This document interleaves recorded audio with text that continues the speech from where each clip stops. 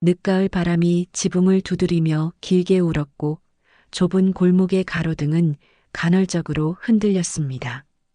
김노인은 부엌 탁자에 앉아 미지근한 보리차를 천천히 들이켰습니다. 벽식의 초침이 또렷하게 걸음을 옮겼고 낡은 라디오에서는 기상특보가 잦아들었다고 알렸습니다. 아래층 월세방에는 불이 켜져 있었고 지연은 책상을 정리하며 수첩에 뭔가를 옮겨 적었습니다. 천장에서 미세한 떨림이 전달되자 그녀는 펜을 내려놓고 귀를 기울였습니다. 바닥 아래쪽에서 금속이 긁히는 소리와 함께 약한 탄내가 섞여 올라왔습니다.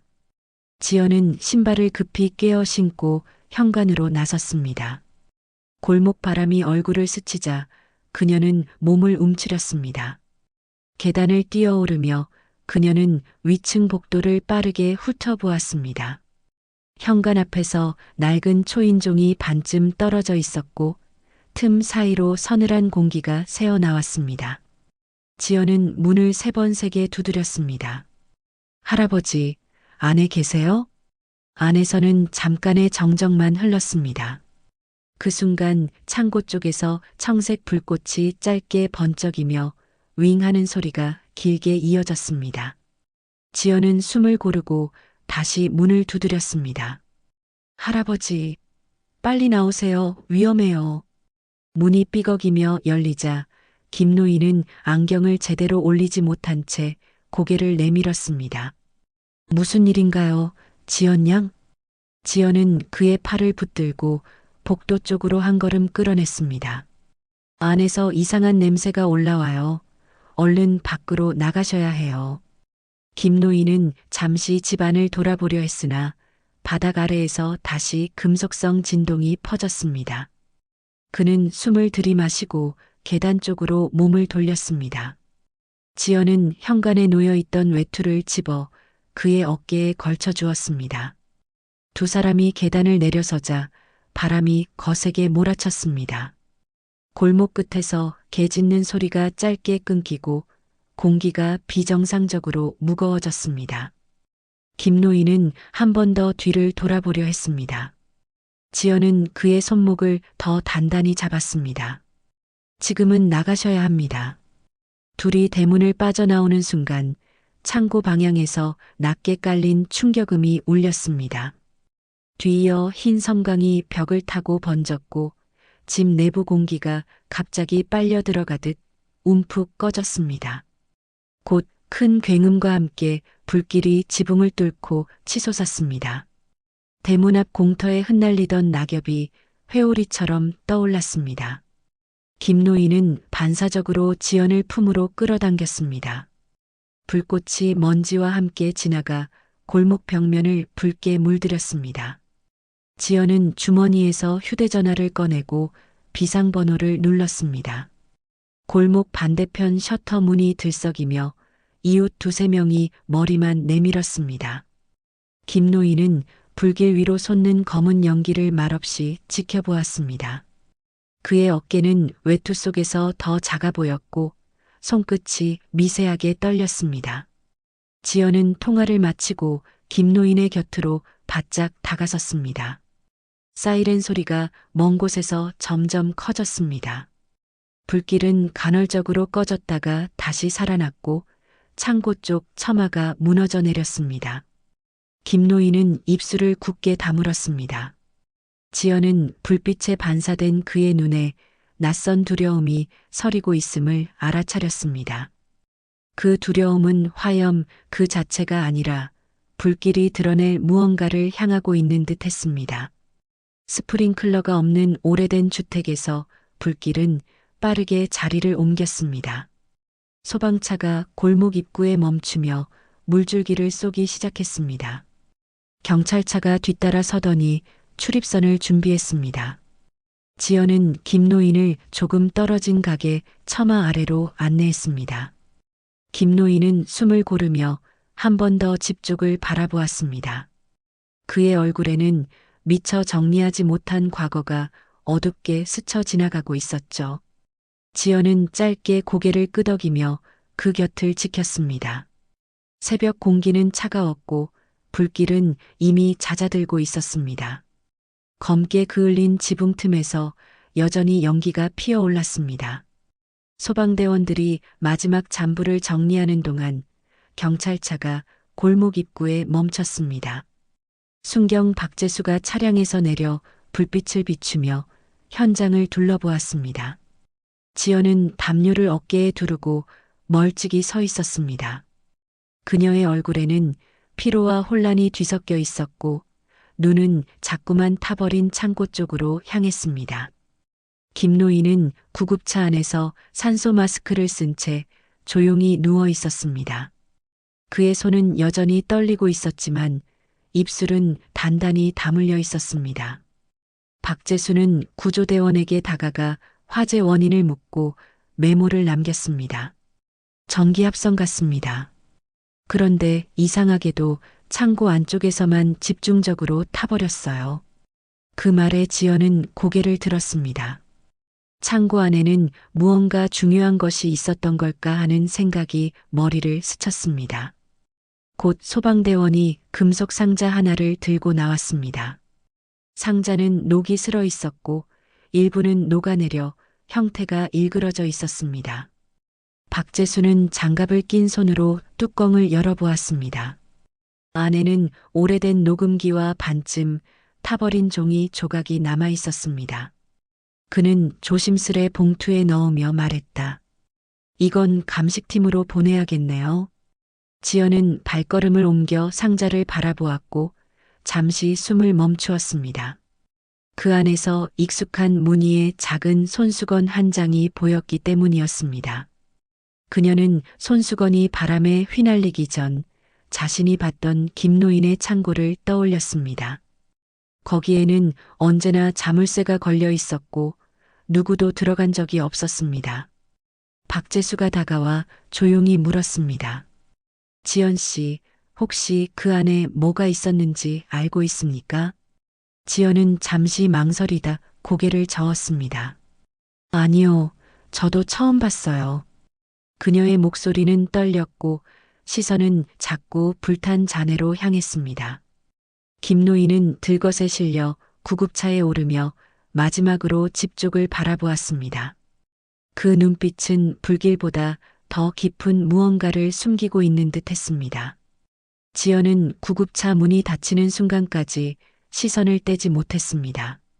그녀의 마음속에는 두려움과 함께 알 수 없는 의문이 고개를 들고 있었습니다.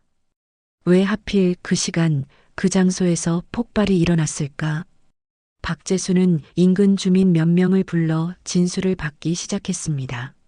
사람들은 서로 다른 이야기를 늘어놓았습니다. 불이 나기 전에 이상한 소리가 들렸어요. 창고 쪽에서 번쩍하는 불빛이 보였어요. 박재수는 그 말들을 빠짐없이 기록했습니다. 지연은 골목 구석에 서서 잿더미 사이로 빛나는 무언가를 발견했습니다. 그것은 반쯤 녹은 금속 조각으로 낯익은 각인이 새겨져 있었습니다. Y, H. 그녀는 그 이니셜을 손끝으로 더듬으며 눈을 크게 떴습니다.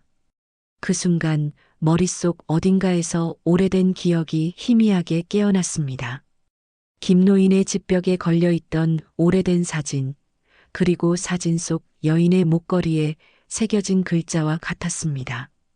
지연은 조용히 주머니에 그 조각을 넣었습니다. 멀리서 사이렌이 사라지고 골목에는 매캐한 냄새만 남았습니다. 그녀는 자신도 모르게 속삭였습니다. 할아버지 대체 무엇을 숨기고 계신 거예요? 하늘은 서서히 밝아오고 있었지만 마을의 공기는 여전히 어둡고 무거웠습니다. 아침 햇살이 골목길을 비추자 타버린 집의 검은 잿더미가 선명하게 드러났습니다. 연기 냄새가 아직도 남아 있었고 주민들은 모자를 눌러 쓴 채 삼삼오오 모여 수군거렸습니다. 그 집은 예전부터 이상했어. 할머니 실종 사건 있던 데 아니야? 그 말이 퍼지자 사람들의 시선이 김노인의 이름으로 모였습니다. 지연은 편의점에서 커피를 사들고 병원으로 향했습니다. 밤새 뜬 눈으로 지새운 탓에 눈 밑에는 그늘이 짙게 내려앉아 있었습니다. 병실 문을 열자 김노인은 산소 호흡기를 낀 채 멍한 눈으로 천장을 보고 있었습니다. 그의 손등에는 주름과 함께 불길에 그을린 자국이 희미하게 남아 있었습니다. 지연은 조심스럽게 의자에 앉았습니다. 몸은 좀 어떠세요? 김노인은 천천히 고개를 돌렸습니다. 눈빛에는 피로와 함께 말하지 못한 무언가가 묻어 있었습니다. 다 괜찮소다만 오래된 일이 자꾸 떠올라서 말이오. 지연은 대답 대신 창밖을 바라보았습니다. 그의 말 한마디 한마디가 불길보다 더 뜨겁게 느껴졌습니다. 그때 박재수가 병실 문을 두드리며 들어왔습니다. 그는 서류철을 들고 무표정한 얼굴로 김노인 앞에 섰습니다. 어제 화재 원인 조사 결과가 나왔습니다. 전기합선으로 보이지만 약간의 이상점이 있습니다. 그의 말투는 단호했지만 눈빛은 어딘가 불안했습니다. 지연은 무심코 몸을 앞으로 기울였습니다. 박재수는 종이봉투에서 타버린 상자의 사진을 꺼내 보였습니다. 창고 안에서 이런 게 나왔습니다. 오래된 녹음기인데 테이프가 일부 남아있더군요. 사진 속에는 반쯤 녹은 금속과 카세트 테이프가 어둡게 비쳐 있었습니다. 김노인의 손이 순간 미세하게 떨렸습니다. 박재수는 그 미세한 변화를 놓치지 않았습니다. 이게 혹시 집안 물건입니까? 김노인은 대답하지 않고 고개만 숙였습니다. 지연은 눈치챘습니다. 그 상자, 어쩐지 김노인이 늘 잠그고 다니던 창고 한쪽에 있던 것이었습니다. 박재수는 메모를 덮으며 짧게 인사하고 병실을 나갔습니다. 문이 닫히자 병실에는 다시 정적이 깔렸습니다. 지연은 용기를 내어 물었습니다. 그 상자 혹시 예전부터 가지고 계셨나요? 김노인은 한참 동안 대답하지 않았습니다. 그의 얼굴에 슬픔과 죄책감이 뒤섞여 있었습니다. 그건 잊고 싶은 과거의 일부였소. 그의 목소리는 낮았고 손끝이 시트 위에서 미세하게 떨렸습니다. 지연은 더 묻지 않았습니다. 그녀의 머릿속에는 전날 밤 들은 이상한 소리와 폭발 직전의 푸른 불빛이 겹쳐졌습니다. 그리고 이상하게도 자신이 기억하는 김노인의 집은 단순한 노인의 집이 아니라 어떤 비밀의 장소처럼 느껴졌습니다. 병원 복도에 나오자 박재수가 기다리고 있었습니다. 그는 낮은 목소리로 물었습니다. 지연 씨, 혹시 어제 전에 김노인 집 근처에 있었던 적 있습니까? 그 말에 지연의 심장이 순간 멈춘 듯 뛰었습니다. 왜 그런 걸 묻죠? 박재수는 조용히 태블릿을 꺼내 CCTV 화면을 보여주었습니다. 화재가 일어나기 몇 분 전 화면 속에는 지연이 골목을 서성이는 모습이 담겨 있었습니다. 지연은 숨을 삼켰습니다. 그녀 자신도 기억나지 않는 장면이었습니다. 아니에요. 저는 그냥 집에 있었어요. 박재수는 고개를 끄덕였지만 눈빛은 여전히 의심을 담고 있었습니다. 그가 떠난 후 지연은 복도 벤치에 앉아 손을 감쌌습니다. 손끝에는 여전히 금속 조각의 차가운 감촉이 남아 있었습니다. 그 조각에 새겨진 Y, H라는 글자가 뇌리를 떠나지 않았습니다. 지연은 속으로 되뇌었습니다. 이건 단순한 화재가 아니야. 무언가가 시작된 거야. 그녀의 시선은 병실 유리창 너머로 향했습니다. 그곳에는 여전히 김노인의 그림자가 길게 드리워져 있었습니다. 밤이 깊어가자 마을은 고요했지만 지연의 방 안만은 불이 꺼지지 않았습니다. 그녀는 창가에 앉아 작은 녹음기를 손에 쥔 채 고개를 숙이고 있었습니다. 불에 그을린 테이프를 어렵게 꺼내어 조심스레 재생 버튼을 눌렀습니다. 처음에는 잡음만 들렸지만 곧 낯선 여자의 흐느낌이 스피커를 타고 흘러나왔습니다. 뒤이어 거친 남자의 숨소리와 함께 불길한 외침이 녹음되어 있었습니다. 윤희야, 안 돼, 불이 번진다. 지연의 손이 떨렸습니다. 테이프는 몇 초간의 공백을 두고 끊겼고 마지막에는 폭발음이 짧게 터져 나왔습니다. 그녀는 숨을 멈추고 이어폰을 뺐습니다.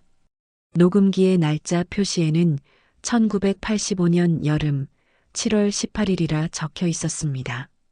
그녀는 곧장 휴대전화를 꺼내 경찰서로 전화를 걸려 했지만 순간 창문 쪽에서 낯선 기척이 느껴졌습니다.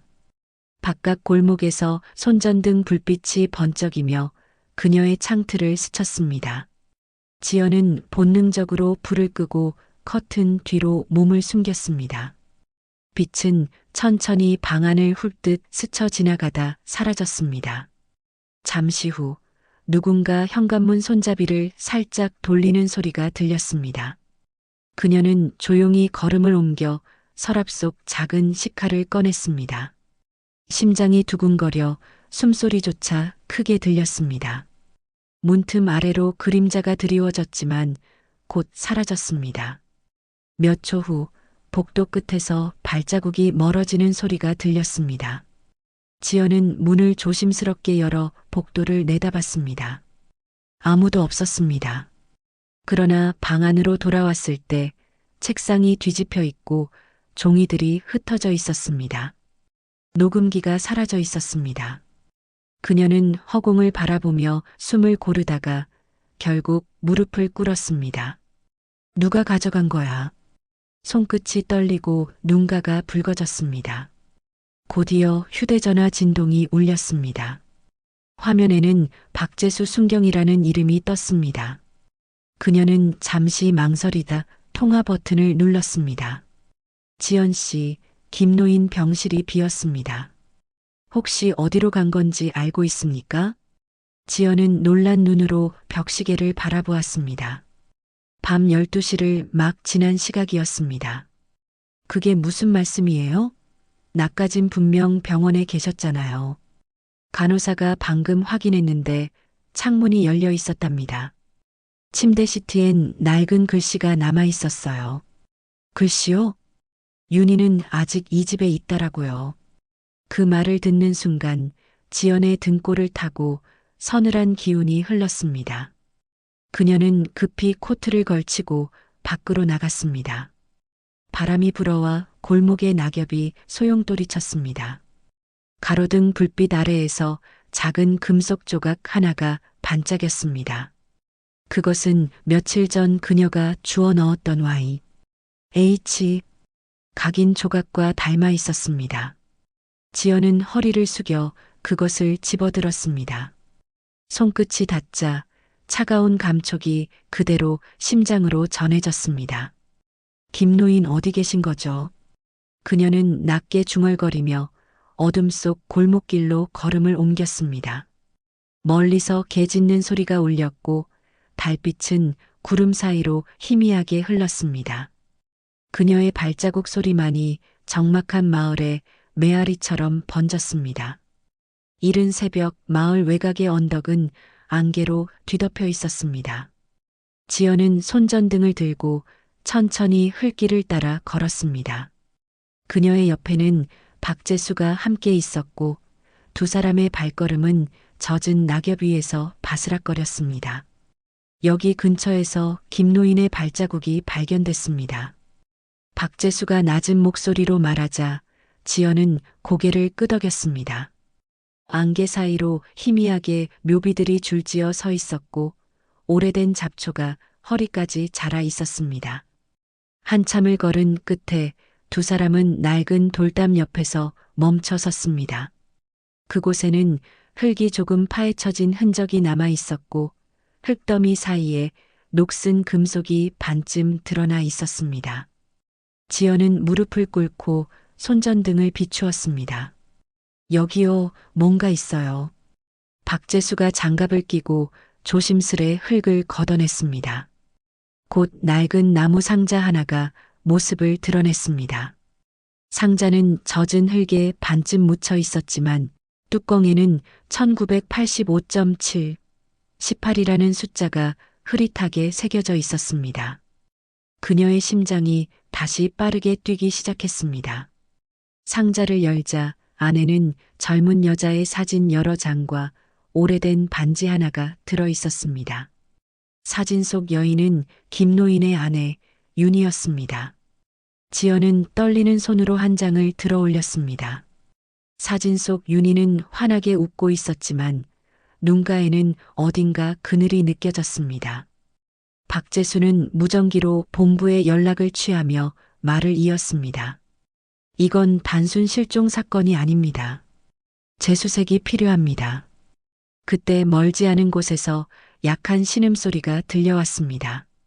두 사람은 동시에 손전등을 들고 소리의 방향으로 달려갔습니다. 묘비 사이 쓰러진 김노인이 보였습니다. 그는 흙투성이가 된 채 가쁜 숨을 내쉬고 있었습니다. 김노인님, 괜찮으세요? 지연이 달려가 어깨를 부축하자 노인은 희미하게 눈을 떴습니다. 그 상자 열지 말았어야 했소. 목소리는 갈라지고 숨이 짧았습니다. 박재수는 그의 맥을 짚으며 구급차를 호출했습니다. 노인의 손가락이 흙 위를 긁으며 무언가를 쓰려 했습니다. 지연은 그의 손끝을 따라 눈을 내렸습니다. 윤이 불길 용서해. 글자가 다 완성되기도 전에 그의 손이 힘없이 떨어졌습니다. 지연은 울음 섞인 숨을 삼켰습니다. 그 순간 멀리서 번쩍이는 빛이 묘지의 한쪽을 비추었습니다. 박재수가 고개를 들어보았을 때 안개 사이에서 누군가가 서 있는 모습이 스쳤습니다. 그러나 빛이 사라지자 그 자리는 텅 비어 있었습니다. 잠시 후 구급차 사이렌이 울리며 언덕 위로 다가왔습니다. 김노인은 들것에 실려 천천히 옮겨졌고 그의 손에는 여전히 윤희의 사진 한 장이 꼭 쥐어져 있었습니다. 지연은 차문이 닫히는 순간까지 그 사진을 바라보았습니다.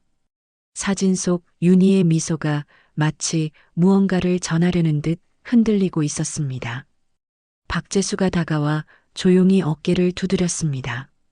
지연 씨, 이젠 돌아갑시다. 나머진 우리가 맡을게요. 그녀는 고개를 끄덕였지만 발이 떨어지지 않았습니다. 묘비 사이로 바람이 지나가며 긴 울음 같은 소리를 냈습니다. 그 소리 속에서 지연은 분명히 들었습니다. 미안해요. 그리고 고마워요. 그녀는 천천히 고개를 들어 희미한 새벽빛을 바라보았습니다. 어둠 속에서 한 시대의 비밀이 조금씩 드러나고 있었습니다. 병원 복도에는 사람들의 발자국 소리와 기계음이 뒤섞여 있었습니다. 김노인은 응급실 침대 위에 누워 산소호흡기를 달고 있었고 창백한 얼굴로 천장을 바라보았습니다. 지연은 유리문 너머에서 두 손을 모으고 그를 지켜보았습니다. 의사들이 분주히 오가며 상태를 확인했고 박재수는 병원 관계자와 통화를 이어갔습니다. 생명에는 지장이 없지만 체력이 많이 약해져 있습니다. 의사의 말에 지연은 가슴을 쓸어내렸습니다. 잠시 후 김노인이 의식을 조금씩 되찾았습니다. 그는 눈을 깜빡이며 지연의 얼굴을 알아보았습니다. 지연 양묘지에서 날 찾았군요. 지연은 조용히 고개를 끄덕였습니다. 왜 그런 곳에 계셨던 거예요? 대체 그날 무슨 일이 있었던 거예요? 김노인은 깊은 숨을 들이마셨습니다. 그날은 윤희가 불을 질렀소. 나를 원망하면서도 나를 살리려 했던 사람이요. 그의 목소리는 약했지만 한 단어 한 단어가 명확하게 울렸습니다. 박재수는 조용히 수첩을 꺼내 기록을 시작했습니다.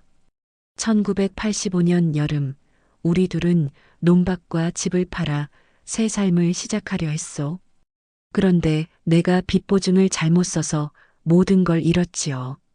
윤희는 절망했고 결국 스스로 불을 질렀소. 그녀는 나를 밀쳐 밖으로 내보내고 자신은 그 안에 남았소. 지연의 눈에 눈물이 고였습니다. 김노인은 천천히 눈을 감았다가 다시 떴습니다. 그날 이후 난 아무것도 말하지 못했소. 사람들은 내가 아내를 죽였다고 수군거렸지만 난 그 말조차 부정하지 못했소. 그녀의 마지막 선택을 내 입으로 더럽히고 싶지 않았으니까요. 박재수는 펜을 멈추고 조용히 고개를 숙였습니다. 그럼 이번 화재도. 김노인은 고개를 끄덕였습니다. 나는 그날의 흔적을 지우려 했소. 창고 안의 녹음기와 편지, 그 모든 걸 불태워 없애려 했지요. 윤희가 남긴 목소리가 여전히 날 괴롭혔소. 그의 눈가에는 눈물이 번졌습니다. 하지만 지연 양이 아니었으면 나도 그 불길 속에서 끝났을 거요. 지연은 자리에서 일어나 그의 손을 꼭 잡았습니다. 그녀는 아직도 당신 곁에 있었던 거예요. 그래서 당신을 살린 거예요. 김노인은 미소를 지었습니다. 그렇다면 이제 나도 용서받을 수 있을까요? 박재수는 조용히 말했습니다. 이제 사건은 종결됩니다.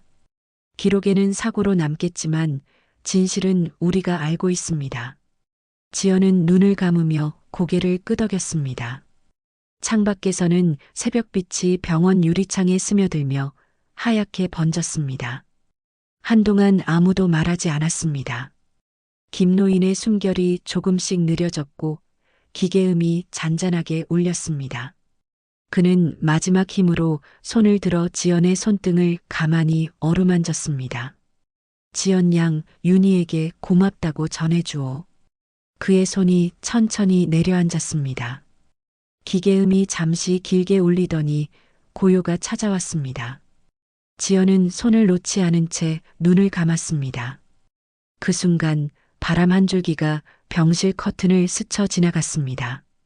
커튼이 흔들리며 희미한 햇살이 들어왔고 마치 누군가 미소 짓는 듯한 따스한 기운이 감돌았습니다. 지연은 속삭였습니다. 이젠 편히 쉬세요. 두 분 다. 창밖의 하늘은 점점 밝아오고 있었고 긴 어둠의 이야기는 그제야 끝을 향해 나아가고 있었습니다. 며칠 후 마을은 다시 일상으로 돌아가고 있었습니다. 하지만 지연의 마음은 여전히 무겁고 조용했습니다. 그녀는 검게 그을린 집터를 다시 찾았습니다. 잡초가 타버린 흔적 사이로 아직도 탄 냄새가 희미하게 남아 있었습니다. 바람이 불 때마다 재가 흩날리며 공중에서 부서졌습니다. 지연은 조심스레 무너진 벽돌들을 옮기기 시작했습니다. 그녀의 손끝이 검은 먼지로 물들었지만 멈추지 않았습니다. 이제는 끝내야 해요. 그녀는 속으로 그렇게 되뇌며 바닥을 더듬었습니다. 그때 벽 아래쪽에서 딱딱한 금속 소리가 났습니다. 지연은 재를 털어내고 무언가를 꺼냈습니다. 작고 낡은 오르골이었습니다. 뚜껑은 그을렸지만 안쪽에 새겨진 글씨는 여전히 선명했습니다. 사랑한다, 윤희. 그녀는 두 손으로 그것을 감싸쥐었습니다. 눈가가 저릿해졌고 금속의 차가운 온기가 심장으로 전해졌습니다. 그때 마을 어귀에서 박재수가 다가왔습니다. 그는 모자를 벗으며 조용히 인사했습니다. 지연 씨, 장례 절차는 오늘 오전에 끝났습니다. 김노인님은 평온하게 떠나셨어요. 지연은 고개를 끄덕이며 오르골을 가슴에 안았습니다. 이걸 찾았어요.